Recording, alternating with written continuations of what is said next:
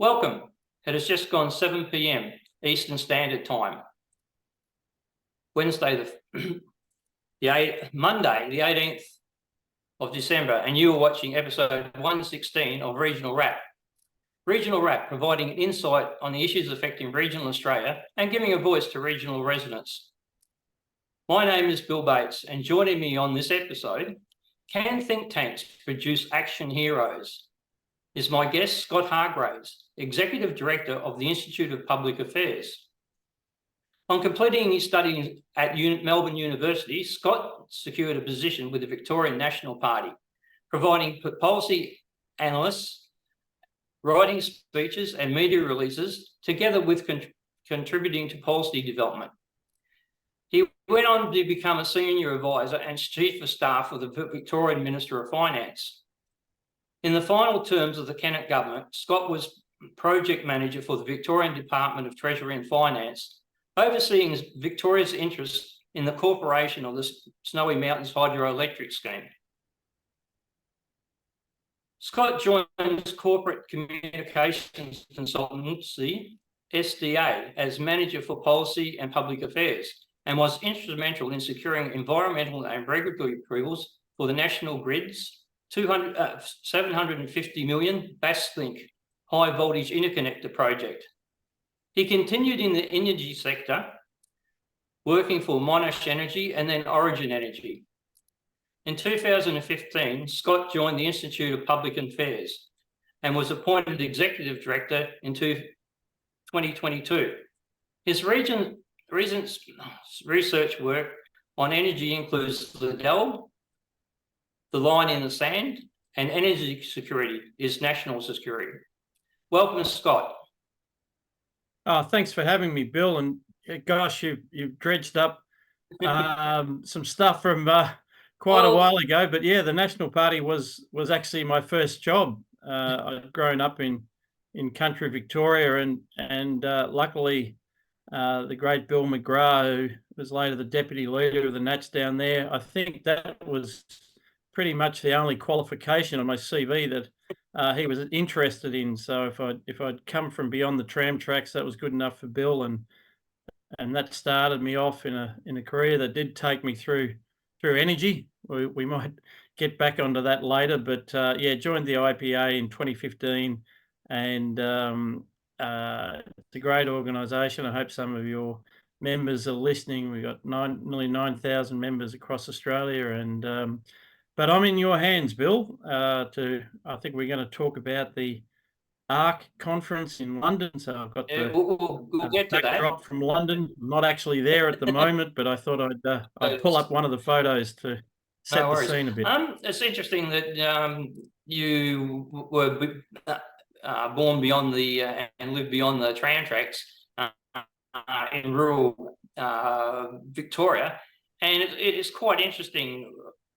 Victoria still has a separate National Party and a separate Liberal Party. That in Queensland disappeared in 2008. So the regions up here, we sort of been lost in regards to finding that party that actually looks after our special interests. But how do you find the political scene down now that Mr. Andrews has gone? And do you think there's a bit of reshaping of the Liberals and the Nationals sort of to make a bit of progress? Because we're seeing a lot of losses in the last 10 years or so. We've seen the closing down of logging, and that I think that closes down within a month or so, and that was fairly arbitrary. And we seem to keep losing regional jobs. Do you think the National Party holds a little bit of hope in Victoria for regional people? Well, I wish I could say that the actual policy framework is turning around, or the state's turning around since Dan Andrews announced his retirement. But as you say, these sort of policies roll on. If you go into Officeworks now and get your photocopy paper, like it used to come from Maryvale Pulp Mill, now it comes from Thailand or Indonesia or wherever. In Victoria, it's interesting. So the Liberal parties have been having a pretty terrible time as you probably know, actually sort of have been going backwards. The National Party probably just has tried to return to its roots. They've had some good people. It's sort of almost a policy of being, the most local they can be. They just concentrate on the local electorates. And the positive thing about that is they do give the impression of being very in touch with their local communities. They know what community means. But on the other hand, you've got to be able to make the impact in Spring Street. You've got to be able to make the impact in the statewide debates, and that's really been the struggle for the Nationals, and also there are regional Liberals as well. They have this struggle. The provincial cities are often like dormitory suburbs now, and very much Labor voting. So this is a pattern we've seen right across Australia, of course. But yes, Victoria's got a long way to go. We've now got a political mountain to climb, but also a debt mountain to climb, thanks to Dan Andrews and his friends. So, but we won't digress onto that too much, Bill. We could be here all night. But I will just touch on before we finish. It was interesting the last election that the National Party actually got back a couple of seats from independents. I think Shepparton and one further out west. Mallee or Mildura, Mallee, I think. Mildura. So they did actually get back some of their territory, and I think that's quite inspiring. Well, I hope it inspires some sort of revival in the regions for them. But on the homes subject that I sort of first contacted you about, the Alliance of Responsible Citizens, it's a strange sort of name in regards to it was built a bit like a convention for conservative people, but to me there's a lot of people in the Labor Party or what friends of mine who don't vote the same way as me. They're still responsible citizens, so it sort of clouds the issue a bit in regards to what is its prime driver. And the interesting thing was there was so many facets of it. I mean, and a lot of it initially centered around Jordan Peterson in regards to his profile and his take on the world in regards, especially in the sort of social and psychiatry issues of the world, from gender and the way people think. And there was other people there who were on a science sort of complete look at in regards to climate change and that. So it was a little bit strange in regards to the broad church. I think it suffered a little bit from the same situation as the Liberal Party. It's a broad church, and it has people of too wide a spectrum to sort of try to hold together. So can you give us a bit of your take on the overall event and how coordinated it was for the different interest groups that were there? Bill, I think that's a great introduction. It really was. They really did rope in a very broad range of people, and don't let me forget to come back to the responsible citizenship things. So, a lot of people, temperamental conservatives, if you like, in regional Australia or in lots of places, really, just sort of, what it means is the freedom to get on with their own lives, raise their own families, let the community get on with it. Not too many outside forces coming in, buggering things up, less red tape, unleash the spirits of the people and the community. And whereas this was something a little bit different, and one of the leading Australian figures was John Anderson as well. And I think what this is saying is if you want, a free society where businesses can operate, responsibly, and governments don't reach into every area of your life, if you don't want the sort of the woke madness that has taken over, the universities and a lot of institutions, and is finding its way into the schools, what the organisers of ARC were trying to do is say, well, it's not enough to be pro-freedom, or it's not enough to be, say, a believing Christian or Jew or whatever, because there's a lot of faith-based stuff there. They're sort of saying it's all wrapped up in the culture, and they had a deliberately broad church. They were hoping, I think, that they could unite people who are interested in strong liberal democratic societies that are prosperous because they're based on the free enterprise system, but they've also got a positive set of values.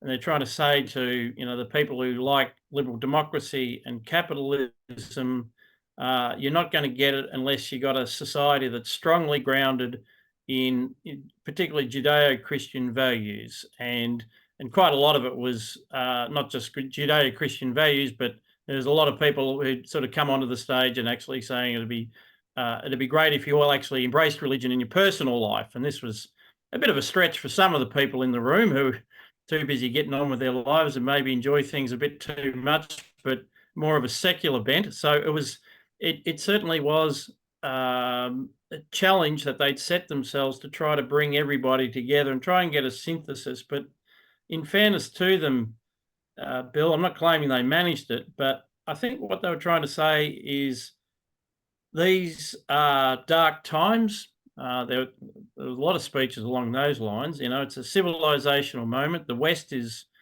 perhaps weaker than it's been in any time since World War II.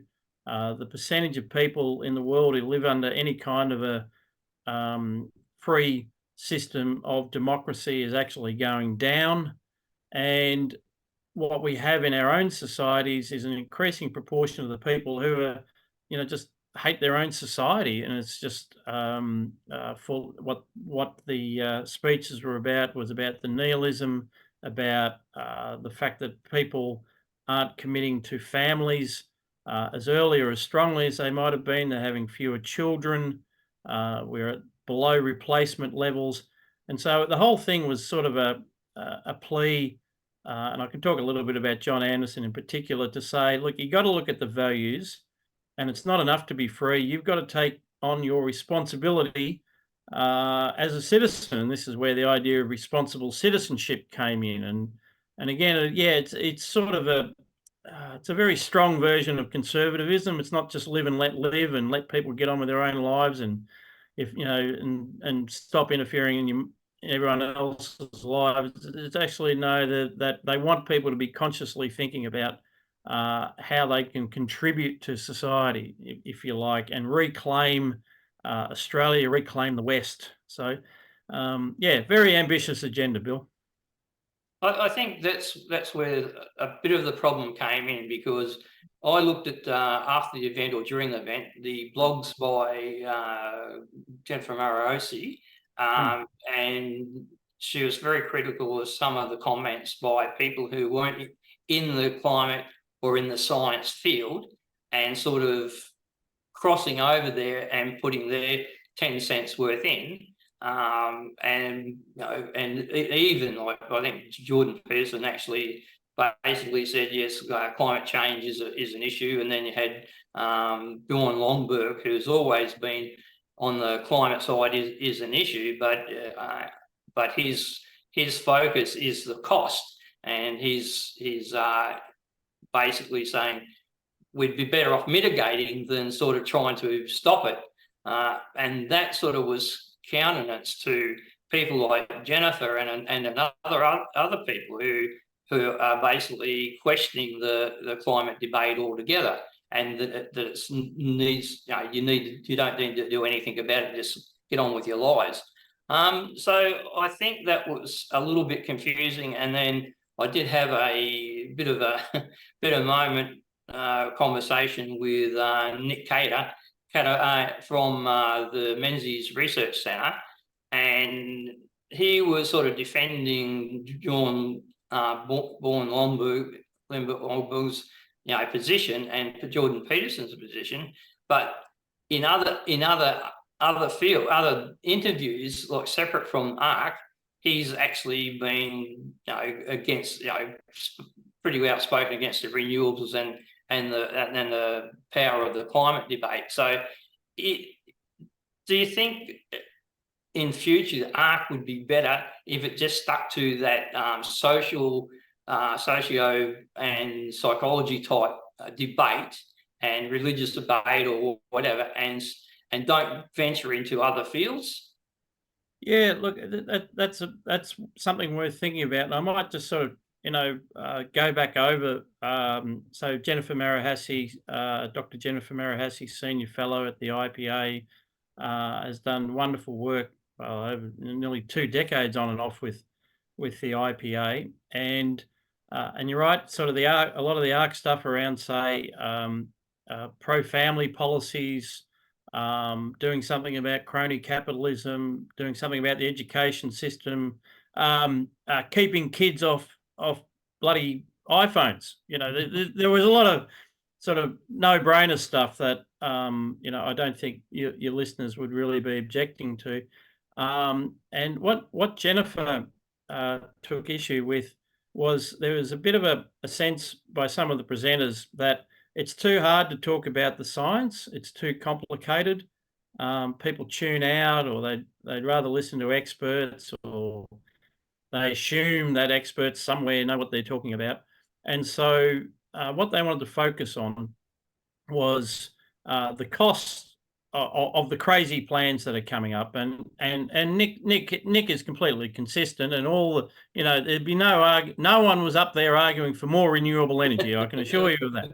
Like, it's whatever the question is, if it can't be a good one if renewable energy is the answer. Like, it's not even, if you want to get into that carbon emissions debate, it's not even a good way of minimizing carbon emissions. We've just, as everybody knows, we just shipped the emissions off to China, where they actually build the solar panels using electric arc furnaces and forced labour from the Uyghurs. So we know all that. So there's no arguments there. So, but what they're sort of saying is, look, people, they reckon what we all should take into society, whether it's there are a lot of politicians there, journalists, people from think tanks like myself. They're saying concentrate on the message that, yeah, look, there's climate science, but really it's not a big deal. It's not worth the cost of these crazy net zero plans. $15 trillion was the figure quoted in one of the papers by former chief scientist Robin Batterham. I mean, these are crazy numbers. But so they're sort of like, we don't want to talk about the science too much. And Jennifer's point is, well, at some point you're going to have to, because she's looked at it, and other people have looked at it, and Richard Linson's looked at it. Will Happer, who the IPA just had in Australia, have looked at it, and the science that the UN and governments are relying on, it just has so many flaws in it that you can't ignore it, and somebody has to keep pointing this out, and certainly Jennifer will, and the IPA will. But there is still scope to just talk about things like renewable energy and stupid energy policies as well. So what was the thing I was going to come back to? Anyway, you'll help me, Bill. So anyway, that's where sort of Jennifer's coming from. Well, the interesting thing I find is, if you're not going to engage with the facts of the science, from a person who's a bit of a dissenter in that, well, that's just leaving the field open to them, and all they have to say is the science is conclusive, or there's consensus, or whatever, and they just get away with it. So you're still somewhere along the line. You have to take the battle up to them in regards Absolutely. to, and I still think, I know their policy is basically, don't get into a debate. Just say the science is conclusive, and that's the end of it, and they don't debate. I still reckon we should still run town hall meetings and that with empty seats, and tell the people the facts about the climate and the climate history and that. Otherwise, you just conceding the field to them, and it won't do you any good. I think that's right, Bill. You can't stop. You've got a responsibility to future generations to keep publishing, to keep pointing to the actual science, and disputing it, and letting people know that there.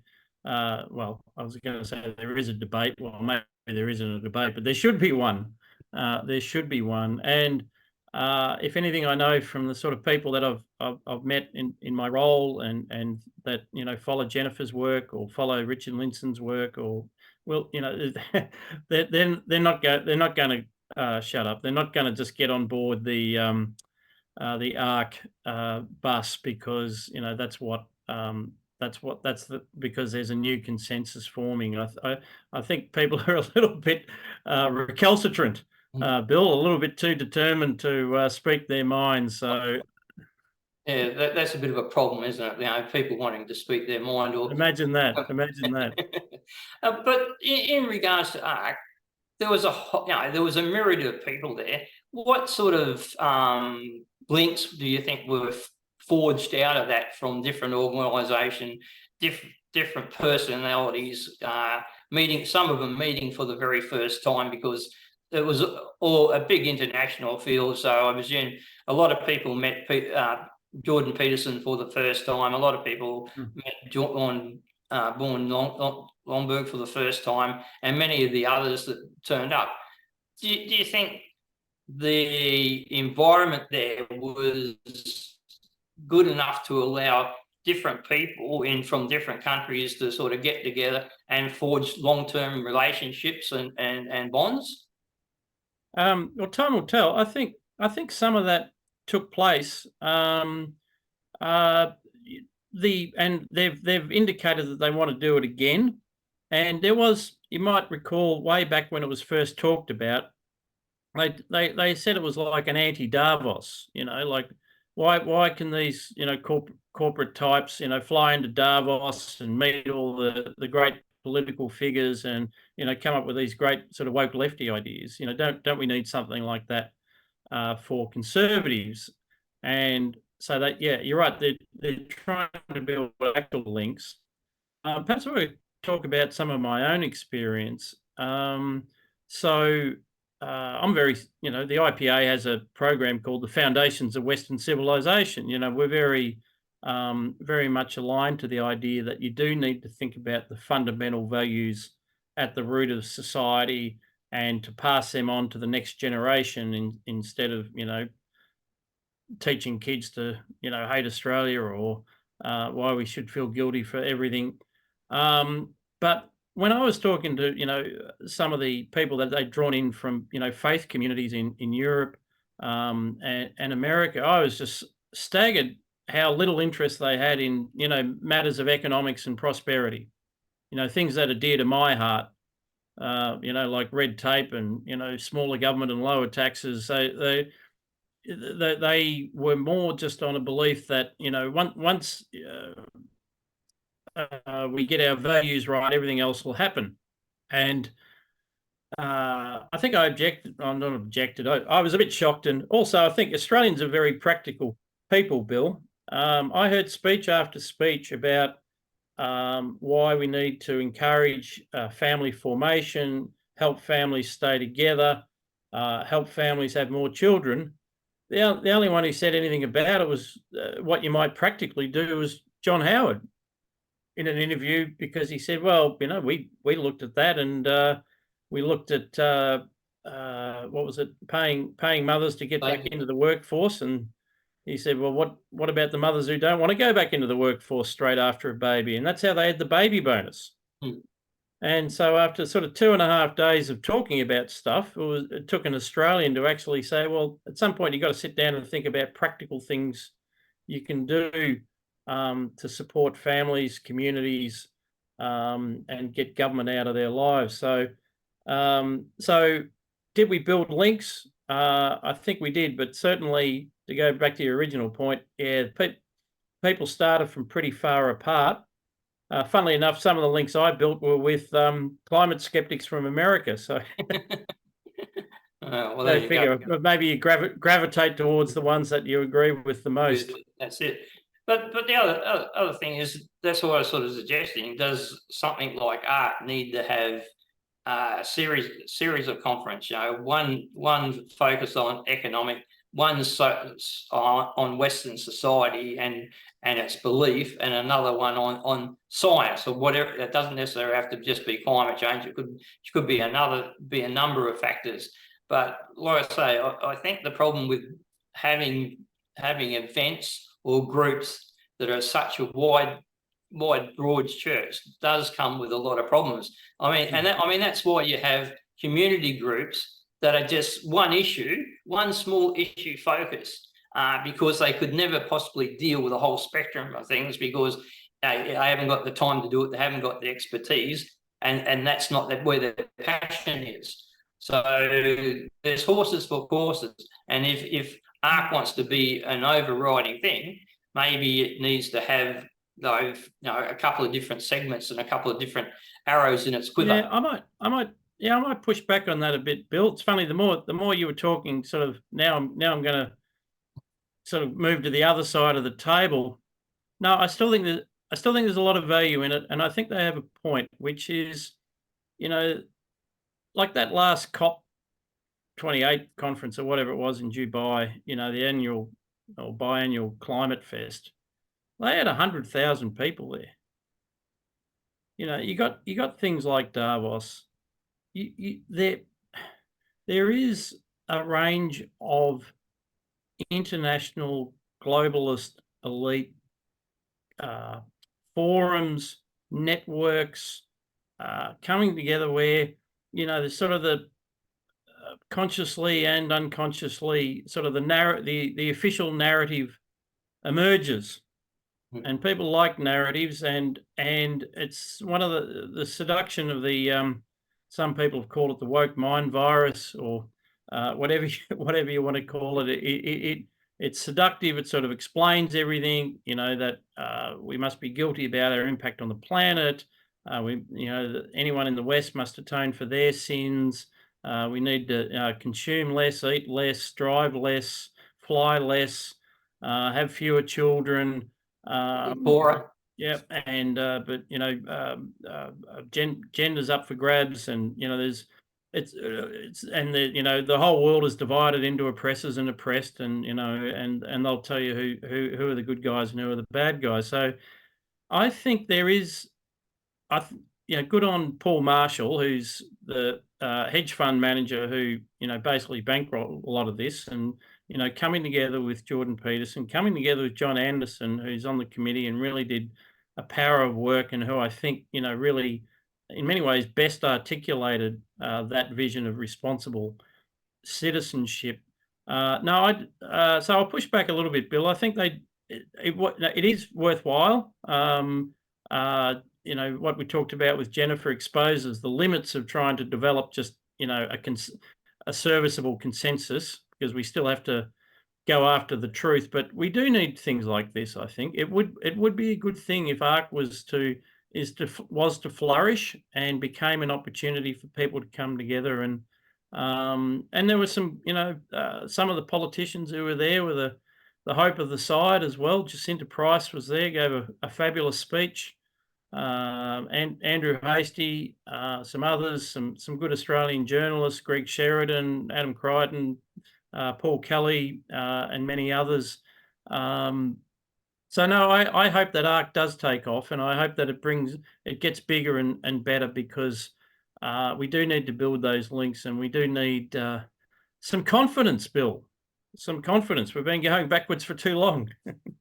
I think yes, it does need to continue. It does need to flourish, but I just think maybe the structure just has to be fine-tuned a little bit, so people in different areas aren't crossing to other areas, and they and give clarity in regards to each different segment and person who's talking.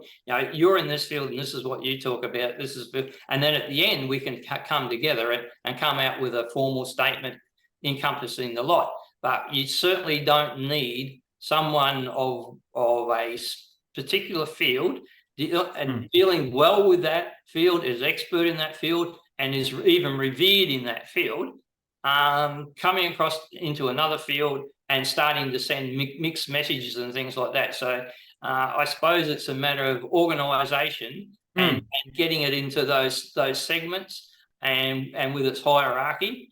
And yes, and you've got to go to the strength. I mean, if you've got Jordan Peterson, well, yes, you've got to give him plenty of scope to get his message across. but in his field, sort of thing. And he's got to be careful that he doesn't sort of put a bomb on under someone else. Yeah. So it's the format more than anything. Yeah. But all that comes from a bit of reasonable critique, accepting a little bit of criticism, and then sort of building. All right, how are we going to run it next time? Are we going to break it up in a little bit more workshop groups? Because that's what a lot of big conferences do. They sort of segment into these workshops, and then they come together, sort of thing. But they each have their time on stage and things like that. And let's face it, you can't have Jordan Peterson standing up there for 3 days sprouting the same thing. You've got to give. There's a lot of speakers, so there's plenty of things to talk about, and everyone can have their say. Yep. And and Jordan probably could talk for 3 days straight if you let him. He's not bad at that. But so this is for those who haven't looked. So I think the website's arcforum.org from memory. I mean, there are, and the YouTube channel, there are some great speeches there. It is, as you say, a little bit up and down. Not everyone stayed in their lane, but I liked, Constantine Kissin was great, Jonathan Pajot, and Jacinta, as I mentioned, and we saw John Anderson and other panels. And I actually thought the stuff on energy was very, very good. I mean, probably perhaps listeners to your podcast, Bill, don't need a lot of coaching on the problems with renewable energy, but it was certainly there. A great man called Robert Bryce out of America has just got chapter and verse on it there. And we actually launched our own paper on energy while we were there. With energy security is national security, which was authored by Stephen Wilson and was launched by Tony Abbott on the sidelines of the conference in Westminster. So we put in our tuppence worth as well. So a lot of good stuff on energy. So it's worth having a poke around. But yeah, people need to make up their own mind. That's for sure. I think the interesting thing now with renewables, because the conversation was always the science is settled, and we're going to have renewables, and it's needed, and that it's the only way to go. And most people didn't take any notice of it. They just went on about their lives, and it meant nothing to them until until the hip pocket started to come into play, and electricity prices are skyrocketed. I mean, if you look at the graphs between the standard CPI and the cost of electricity, and that, it started to separate in 2007 under the Copenhagen Agreement, was when we first started to talk about renewables targets and things like that.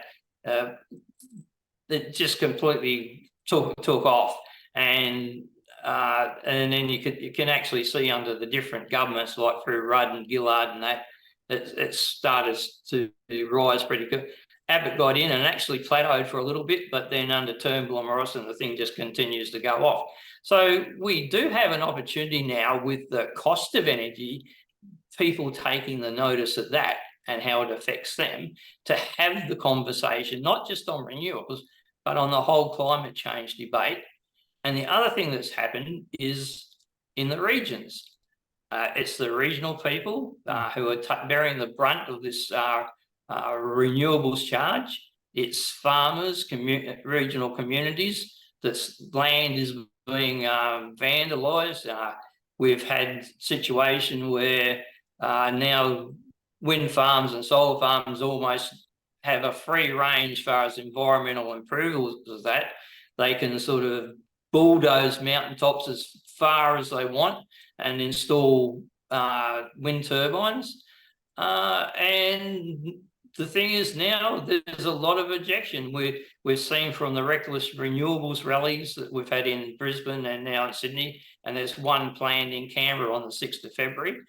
There's a lot of people getting their backup. So almost for every renewable project, there's a protest community group, But the thing is now, with this interconnection with the internet, the Reckless Renewables people, I think they've got about 72 different community groups meshing together in the conversation. So that's starting to sort of get the conversation going well and truly. No, it certainly has. Yeah, so you've mentioned, we were talking in the office today, just it's like two sides of a pincer. On the one side, you've got the work that the IPA and other organisations are doing around, the cost of renewable energy, and the impact it's having on the system. One of the things is we've been about this for 20 years, but over those 20 years, we've reached the point where the actual stability, the actual energy security is coming into question. I mean, in New South Wales, they closed Liddell, which was one of the older power stations, but now they're talking about closing Eraring, in 2025. This is madness, and that would actually throw the system into a very, very vulnerable position. So and the pennies started to drop. There was a lot of spin about renewables are cheaper because they only ever focus on, the cost of where it's plugged in. They don't take into account the transmission costs, the cost of backup. So all those arguments, but it's like it's reached the point where the penny's starting to drop. And then on the other hand, what's happening with communities and over the course of the last 12 months, we've been out and about ourselves and meeting communities. It was funny, we got accused the other day of like stirring up trouble in regional communities. We're just observers, mate. We're going in. We can do that ourselves. We're fine. Yeah, that's right. They don't need the IPA to tell them what the effect of the wind farms, solar farms, and proposed transmission lines. Piss off AusNet in Victoria.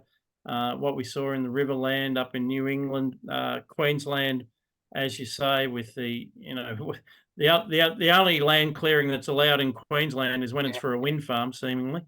If anyone else does it, it's the end of the world. It's jail time. Yeah, that's right. So I'm not too relaxed about it, Bill. Though there's a lot to be done, to break through into the media. People don't see it. It's great that regional communities are joining up, because there's been a little bit of the first stage, perhaps, is where you just say, look, I'm going to look after my own patch, and I'll just say, look, this is not a good place to build a wind farm or a transmission line. And then eventually they realise that it's all part of the picture, and we wouldn't need all these transmission lines if it wasn't for the renewables. I know Victoria's the one I know best. They've basically used up all the spare capacity on the transmission networks that we'd inherited from the SEC. So now they want us to build more transmission lines, basically so that they can plug wind farms into them. It's a Ponzi scheme. And, it's also the case that they're closing down the base load before any of this is built, and also saying that you're not allowed to replace it with nuclear. Now, I'm not the one who has to beat the drum for nuclear, but it's just a simple fact that if a baseload coal-fired plant was replaced by a baseload nuclear plant, then you can put them on the same site and you wouldn't need to build any new transmission lines because the infrastructure is already there. That's one of the things. A lot of people don't understand the costs of transmission lines and the ongoing costs, because with transmission lines, the people who install them have to be guaranteed a return of a certain return. And it doesn't matter whether there's electricity going down those lines or not. So if it's paid to build a transmission line out to some new renewable energy hub, they've got to get a set return, and it doesn't matter if the wind's blowing or the sun's shining or whatever. They just get their return. So it's an ongoing cost, and in your electricity bill, that's a fair percentage of your bill. It's not just if you go back to the old days, it just wasn't on the power station itself, its cost, then the retail side of it. But the network was a huge part of the costing, and we've done that with minimum transmission lines because we just had the base load power. And I mean, if you look at Queensland, I think we had we've got a peak requirement of about 8 gigawatts or just over. We can produce 9 to 10 gigawatts of baseload power, and that's only with about 9 or 10 coal-fired power stations, because they all put out better than a gigawatt, and like Stanwell puts out 1.4. So you don't need a lot of power stations to do that. But gee, you need an awful lot of wind farms and solar farms to do the same thing. Yeah, and it's been observed that the entire trend of human history has been from less dense forms of energy to more dense. From trees to charcoal to coal to uranium, and this is just this taxpayer funded fantasy that you can actually put all that into reverse. The land use implications of this are just insane, and it's nice actually that you mentioned Basslink right at the start. Maybe you've got some listeners in Gippsland who are like, oh, he was tied up with that bloody thing, because they didn't really appreciate the transmission lines. And I can remember, it was 3 years to get approval for, 20 or 30 kilometres of transmission lines in Gippsland. And, these guys want 10,000 kilometres. They're absolutely deluding themselves. And Chris Bowen keeps throwing more and more money at it. And just one last thing, actually, what you said about how the cost of transmission and distribution in the electricity bills is exactly right, because we've had 20 years where that basically all these rooftop solar companies have been flogging this to householders, saying, buy our product, and we'll make your bills cheaper because it's subsidised, which it is, capital subsidies and operating subsidies. But in the end, it doesn't make their bills smaller, because you still got to pay for the transmission lines and distribution lines, and they want you to pay for more of the darn things. So it's like they get you coming and going. Taxpayers are footing the bill for subsidised rooftop solar, which makes the local grid unstable. And in fact, there are network companies across Australia that are now refusing, setting caps on how much energy they'll take from the solar panels. But anyway, I'll leave that there, Bill. No. But Well, you've touched a nerve. You've touched a nerve, mate. No. Well, it's interesting in that point is that when rooftop solar goes in, it used to be people of affluence in the first instance getting it, and it used to be confined to specific areas. So they would get a lot of solar rooftop panels and more things. And one of the first things that used to go was the transformers at the top of the poles. They couldn't handle it. So the cost in just regards to handling rooftop solar panels and that, and a fair volume of them, required a lot of work on behalf of the electricity suppliers to actually replace a lot of those 22,000 volt transformers on the you see on the roadside on top of the poles. So there was a lot of work there, and there was quite a few in the initial periods that couldn't handle the load and sort of did a big popping exercise, which is quite colourful, because we had one down here in just down the road in Kingsford Drive, and it popped one and it's quite colourful when they do, and it's scary as hell. It would be. No, I didn't know any of that, Bill. That's absolutely fascinating. The other thing is too, a lot of people don't seem to understand too, as we roll out more and more renewables and drop back on our baseload power, if the system does go down because we have a long wind drought or solar drought, cloudy days and that, and we don't have enough backup to keep it going, the ability to restart the grid with renewables they really haven't got a handle on it. It could be virtually impossible to restart a grid with low inertia generators. So we could get ourselves into a problem, even though we'd have plenty of nameplate capacity. We might just at that time, if we go down, we might not be able to restart the grid. So yeah, the so-called black start, and there's a couple of things in there. I mean, the fact that there's no inertia in the solar and wind contributing to the grid is a problem in itself. It's making they're parasitical on the grid. They're contributing nothing. The job of actually keeping the grid, stable, frequency control falls to everybody else. And traditionally, the startup would be handled by, say, gas-fired generation. But where I live in Victoria, they Won't have gas. they basically made it impossible. For the last decade, we haven't had any gas exploration. They basically made it illegal, and we're basically falling off a cliff in terms of our gas supply. New South Wales is struggling. Queensland's basically propping up the entire East Coast, gas market. I mean, Daniel Andrews, I think he's, um, I mean, his ability to say something like this with a straight face, but he actually demanded a national gas reservation system to basically force Queensland gas into the domestic market at the same time as he was making it impossible to search for gas in Victoria. So the sources of energy that you would use to start up a grid are disappearing, certainly in Victoria. We're meant to have something like Snowy Hydro 2.0 was going to take care of that as well, Bill. But I think their boring machine is stuck somewhere under a mountain in the snowy ranges. So I don't think we'll be getting any energy for a startup out of that anytime soon. But the other thing is they just seem to gloss over the fact when these projects are muted that, hey, it was only going to be $2 billion and it was going to be done by 2025. Now it's going to be 20 billion at least, and it might be 2028, it might be 2030.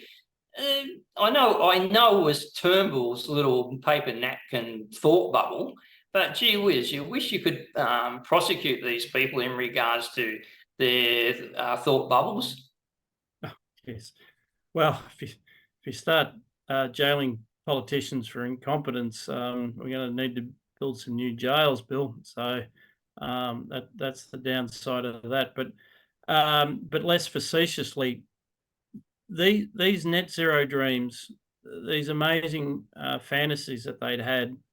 So supposedly they were putting, $300 billion worth of investment was necessary to get us to net zero. I think that was the amount to be spent up to 2030. These dreams were also cooked up at a time of very, very low interest rates. Money was cheap. Real interest rates, probably less than 1%. That's not the world we're in now.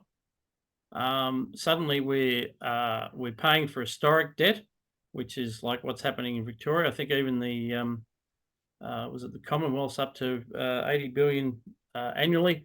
But certainly the idea that we're just going to go and lazily borrow trillions of dollars to fund a transition to net zero at a time when interest rates are climbing, it's demented.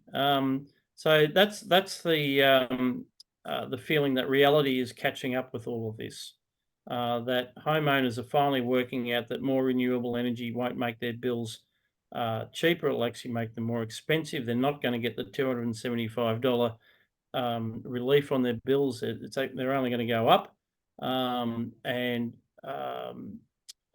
So this is the opportunity that we have. So we need, to use the expression at ARC, we need a better story. The first thing we've got to do is stop closing down our coal-fired power stations. Stop. We've literally been blowing them up. We've been blowing them up in South Australia. We've been blowing them up in Victoria, and they're going to be blowing them up in New South Wales. Queensland's got the same plans. West Australian government is trying to get out of coal, and then they want to get out of gas, all in a mad rush. We just got to stop this mad rush, stop blowing up our coal-fired power stations, be willing to embrace nuclear if we have to. Should be able to have a fair run at it for a start, but we got to get out of this hole that we're digging for ourselves. I think one of the things is Groups like your own, the IPA and the Menzies Centre Research Centre and some other think tanks are getting the message out. But do you think really the response or the problem lies that where we got ourselves into is the media? If you go back in history, the media was originally called the Fourth Estate. If you go back to the French Revolution, that's where it's got its term.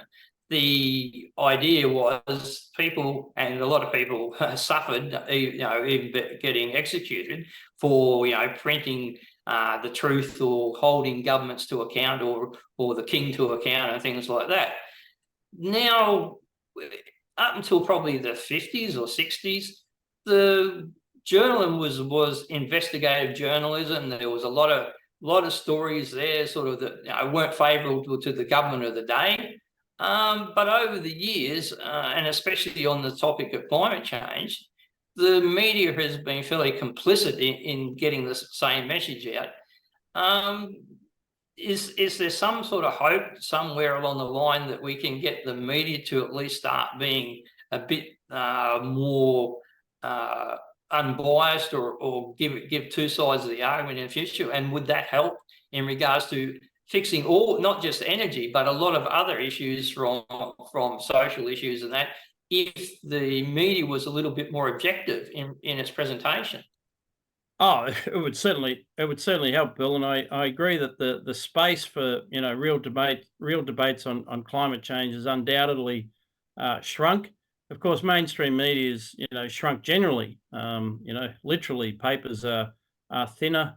Revenues are down. Newsrooms are smaller. The scope for independent investigative journalism is much reduced. Which leaves them very vulnerable. So even quite apart from anything else, leaves them very vulnerable to all the spin that comes out. I mean, I just can't believe the avalanche of PR that comes out of the renewable energy industry and businesses who keep talking about, it must be wonderful because there's money to be made in it. But you and I know where the money is ultimately coming from. So when I read these stories about businesses getting excited about how Macquarie Bank was, in Dubai, excited about the net zero transition. Unfortunately, this is the sort of thing that journalists will sort of, unless they know better, will write up uncritically. So I do worry about the mainstream media. I think what we have to protect is the scope that we have through alternative sources like your program, in social media, on social media platforms, to put the alternative. And this is one of the reasons why the IPA's #1 research objective in 2024 will be looking at the federal government's proposed censorship laws, because that is actually about saying that so companies will be forced to take down stuff that's deemed to be misinformation or disinformation. And that would probably be about 70% of what we've already said on this program, Bill. The harm that it talks about in the draft bill, it includes things like harm to the environment, harm to public health. If the disinformation is deemed to be harmful to the environment because it's because we're encouraging people to keep using fossil fuels, that we're denying that there's going to be 6 degrees of warming between now and the end of the century, whatever it is, it may not be able to be published at all. So that is one of the things that I'm very concerned about, because that's been the only bright spark. As mainstream media has gone down, the alternative sources of information have gone up, and I don't accept that they're full of misinformation and disinformation. Like, if John Clauser, a Nobel Prize winning physicist, writes that the IPCC models don't take into account water vapor in the way that they should, then that's something I'm going to treat pretty seriously. But that would be almost a priori classed as disinformation, because it conflicts with the official science of the IPCC, and there'll be an army of fact checkers, a lot of whom are actually in the pay of green organisations or other ideological sources, and so that's one of our big priorities for next year. We got to keep regional rap on the air, Bill. Yeah. We don't want you to be cancelled. The interesting fact there is, if you go back to the COVID thing, you got people like Jacinda Ardern, and basically saying the only place to get the truth is from the government. Yep. So I don't know anyone who actually believes the government is truthful all the time. I've never met anyone who, who says the government's reliable. Well, that's right, and even if they were the best people in the world, and maybe they had the best information sources available at that time, they just can't be right 100% of the time. And the only way whether you find out whether they're right or wrong is by allowing for other people to make their own investigations and form their own judgment and share those in the public sphere, share them in the scientific community. I mean, people in the scientific community. I shouldn't get sidetracked on the COVID, but there are some analogies, say with climate science, that the scientists themselves are being cancelled and unpublished, forced to withdraw journal articles, these kinds of things. Or just don't get a Guernsey in the first place. Yeah. And so Jacinda Ardern said that about public health, and she also said that about climate. And now she's gone to the UN, and that's the agenda that she's pushing, that the great crisis in the world at the moment is the spread of disinformation and misinformation, and it's harmful for the environment, it's harmful for public health, and this needs to be legislated. And it's happening in right across the West. It looks like a very coordinated effort. Michael Schellenberger published a paper on this at ARC. I've written about the Westminster Declaration, which is a group of signatories pushing back on it. And certainly, I would encourage your listeners to take an interest in what the government's trying to do with its so-called misinformation bill, what I call a Yeah. censorship bill. It's interesting in regards to people pushing it. I don't know if they don't realise it, but they may be in government and it might be supporting them at the moment. But if there's a change of government and interest, well, then they're going to be victims of their own idea. So it doesn't really make sense to put something there that can bite you in the backside in the future. So this would give a remarkable amount of authority to something called the Australian Communications and Media Authority, which if you stopped 1,000 Australians in the street, you might get a couple who've heard of the darn thing, but it would basically be regulating every aspect of what you can read online, and then almost I think almost inevitably it would be extended into mainstream media as well. That's what the Greens are already demanding. And yeah, that's a good point you make, Bill. Perhaps even the ALP shouldn't assume that it will be their kind of chaps who will be running this thing. Much more extreme ideologues can actually grab hold of these organisations. That's been the pattern for the last 100 years. That they colonise every decent institution and turn it their way. I think John O'Sullivan said that should assume that every organisation with a specific purpose is run by a cabal of its enemies. Yeah. At the moment, you've got Daniel Wild in the Riverland and doing a bit of a tour. Now, I've met Daniel when he came up to Cairns. I think it was the Net 2050 talk. I've also spoken to Morgan Beggs on a number of occasions. In going forward, how many sort of events do you sort of foresee in the next 12 months or so, where you send out people to regional centres and that to let them know of your presence and deal with the issues that are affecting them?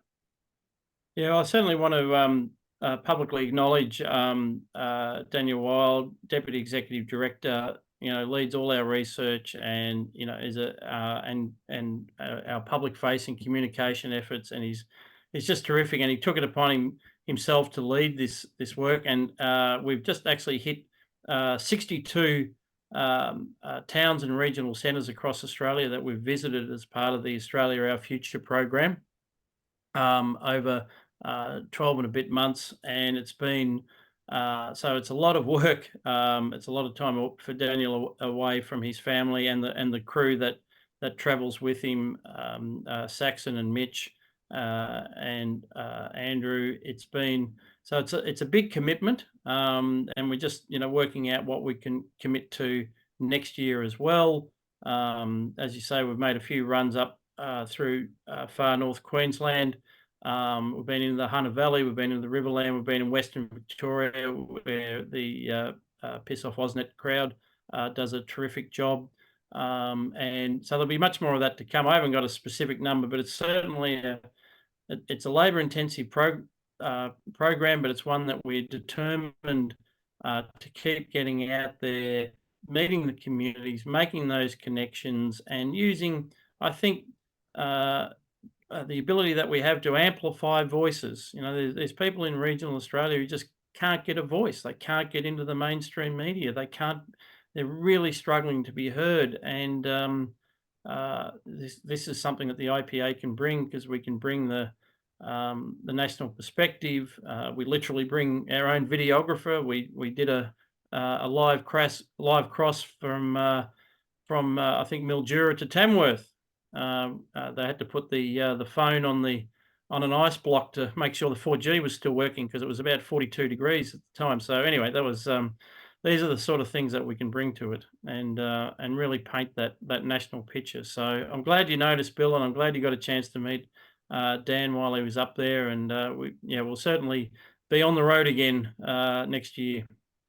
I've also had Marcus Smith on a couple of times, the economist, applied economist, which is a strange sort of field. It's sort of a little bit different than our local revered economist who does papers on and the cost benefits analysis of a dam or something like that.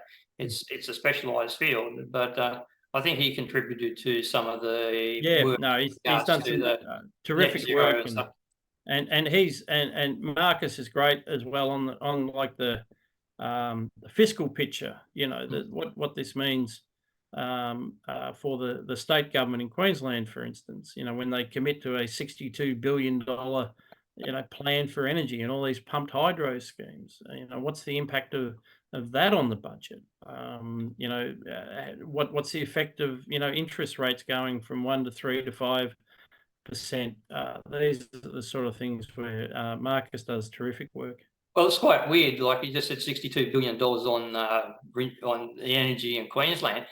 You could replace the whole generation system. Probably you need about 12 gigawatts, but brand new coal-fired and mesh with gas would only cost you 24 billion anyway, and that's complete new generators and everything. That's going to give you a 60 to 80 year life cycle. So it makes a nonsense of spending $62 billion for something you're not even sure that's going to work. There's so much to it. I mean, of course, the life cycles are completely different as well. The solar and wind, maybe you'll get 20 years out of them if you're lucky. Then you got remediation costs, because you can't recycle the things.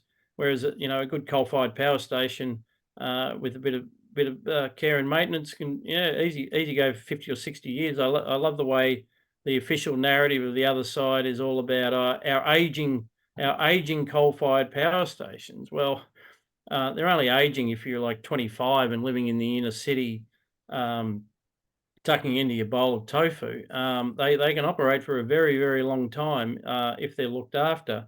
And in fact, the only reason they've got reliability issues at all is because their economic base is being destroyed by renewable energy coming in at random times, on and off, meaning that their capacity factor goes way down. It's not beneficial to them in an engineering sense, and it's not beneficial to them in a financial sense. If they're exiting the market, it's not because they can't produce energy, it's because they can't produce it with any kind of a profit level because of the influx of subsidized renewables. But that's just the ongoing debate that the IPA has, and others are making all the time.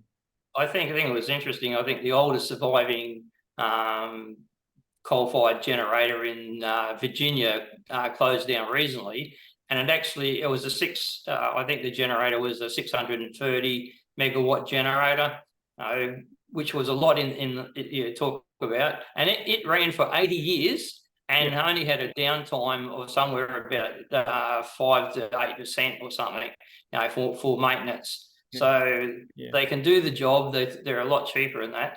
We've gone over the hour. I'll just chuck in one thing, Bill, because this was also relevant.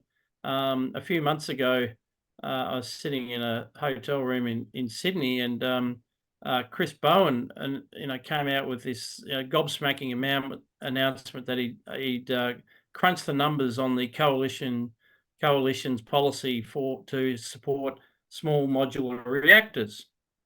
And the analysis was real back of the envelope stuff, so many dollars per megawatt hour, and he said, this is unbelievable. The amount of money the coalition wants us to spend, $384 billion, I think was the number he came up with. And a lot of people would focus on the costings. What I said at the time, which got picked up by a few people, was, yeah, but he's the bloke who's already said he's going to spend 300 billion on renewables. So 384 versus 300, so 500 billion here, 500 billion there. Pretty soon you're talking about real money, Bill. But this is the nonsense of it all. At least if you had, say, an off-the-shelf nuclear thing, like other countries have been doing or are going to, the darn thing's going to work. You don't need any more transmission lines.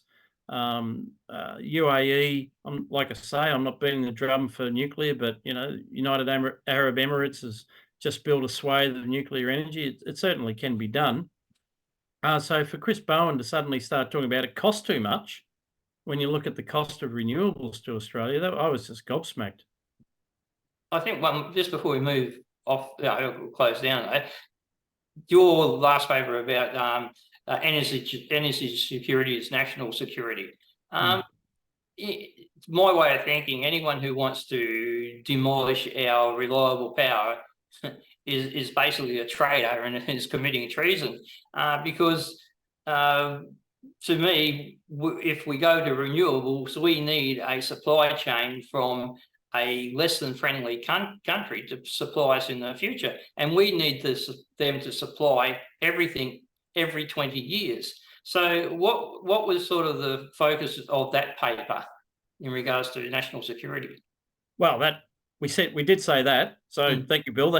So you were on it anyway. So we didn't need to write the paper for you. So that is exactly one of the points, that our domestic supply chain, and also the flow and consequences for no manufacturing base was ever built off the back of expensive, intermittent, unreliable energy. If you want to see domestic supply chains across a range of things flourish in Australia, be it plastics or manufacturing, or you need access to gas, you need access to affordable, reliable electricity. So there's that kind of security. But the other thing that we did in the paper, which is perhaps talked about less often, is I would say also that it is perhaps not literally criminal to undermine your own energy security, but I think it's at least as the same level of moral issue and geopolitical issue to be undermining the security of your friends. So we have had an economic partnership with Japan that dates back to the 1950s. It's been a very successful one. Japanese have been great customers and financiers of the energy industry in Australia and mining industry. It's a country without any natural resources of its own to speak of, and they rely on us for gas, coal, uranium. And this net zero path basically says, well, the Japanese can go hang, and this is, caused concern from their prime minister down. We've seen the same thing with India. I mean, they invested in the Australian coal industry to get secure, reliable supplies of coal, and they're being told that that will never be allowed to happen ever again. So they're thinking, well, where else are we going to get it from? It won't be from Australia. These are countries that we're trying to enmesh in our own geopolitical alliances for our own national security, and instead we're making their lives harder. We're forcing them into the arms of people who are less committed to alliances across the West, and who care less about Australia's security. So the energy security is national security paper, picks up the things you're talking about in the domestic market, but it's also trying to link them to Australia's place in the world. Okay then. Look, we've gone over the hour. We'll just wrap it up. Maybe just we'll just wrap it up on ARC and your expectations that there will be another one. Will it be run by the same people? Can we send criticism to those people to improve it? Or what can we? I don't know. I had the opportunity to. I mean, for all, we've had a good, honest discussion, but as I said, certainly on an overall level, I do think ARC was a great initiative. I passed on some of that feedback, but there's some great people involved. John Anderson, really stepped up in his leadership. Amanda Stoker was involved. I think there's communications going on all the time. I don't know exactly how you'd go about feeding that in, but certainly from the IPA's point of view, I would like to be stay involved to make a contribution. One of our papers on environmental and social governance was also one of the official papers of the conference, and I'm very grateful for that opportunity. And they're a great team, actually, a great team of committed young people, including a young Australian bloke in there. But so I don't know exactly how these messages find their way back up to the powers that be in London, but I expect it'll come around again, and I would love to be involved. And I think it'll only go from strength to strength, one way or the other, Bill. Well, John Anderson's out there fairly regularly with his podcast and that, so Yeah. there's always a chance to have a yap to him.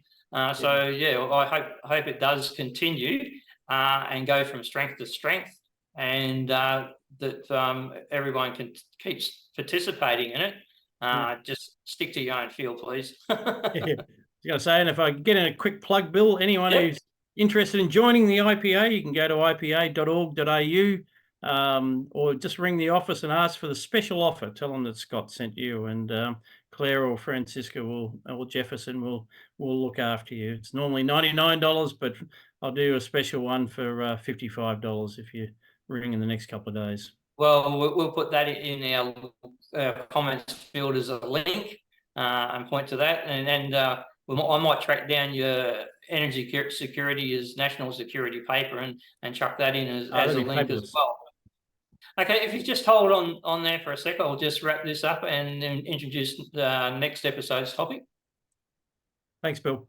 Thanks, Scott. Really appreciate it. If you enjoyed tonight's show, please like, share, and subscribe to our Facebook page and subscribe to our YouTube channel. Join me on Wednesday night. I'll be talking to Professor Dr. Peter Ridd in regards to water quality going out on the reef.